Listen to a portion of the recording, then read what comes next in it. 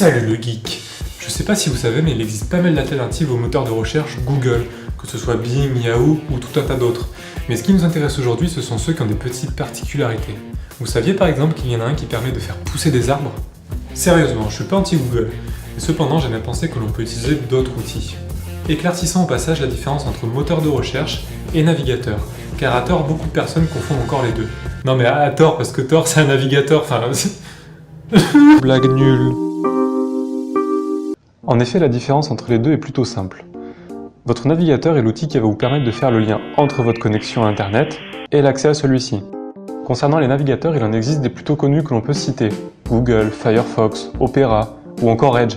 Si, le nouveau navigateur de Microsoft que beaucoup de monde utilise. Faisons maintenant le lien entre moteur de recherche et navigateur. Ce sont une composante interne de votre navigateur. Vous ne pouvez pas utiliser un moteur de recherche sans navigateur. Ils s'installent donc à l'intérieur et ce sont eux qui vous permettent de trouver des résultats.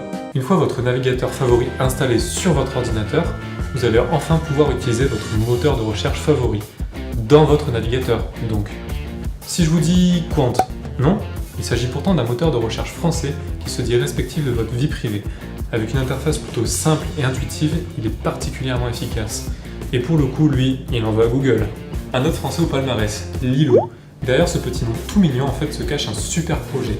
Grâce aux liens commerciaux sur lesquels vous allez cliquer, cela vous rapporte des gouttes d'eau que vous pouvez ensuite transformer en argent et les reverser au projet de votre choix. Un petit dernier pour la fin, Ecosia. Le projet a vu le jour en 2009 grâce à Christian Kroll. Bref, nous l'appellerons Gunther en allemand. Et le principe est assez similaire au précédent. Les recettes générées via les liens commerciaux sont ensuite reversées afin de replanter des arbres ou encore de soutenir la lutte contre le réchauffement climatique. En soi, un très beau projet. Voilà pas mal de moteurs de recherche sympas qui vous permettront de vous passer un petit peu du monopole de Google.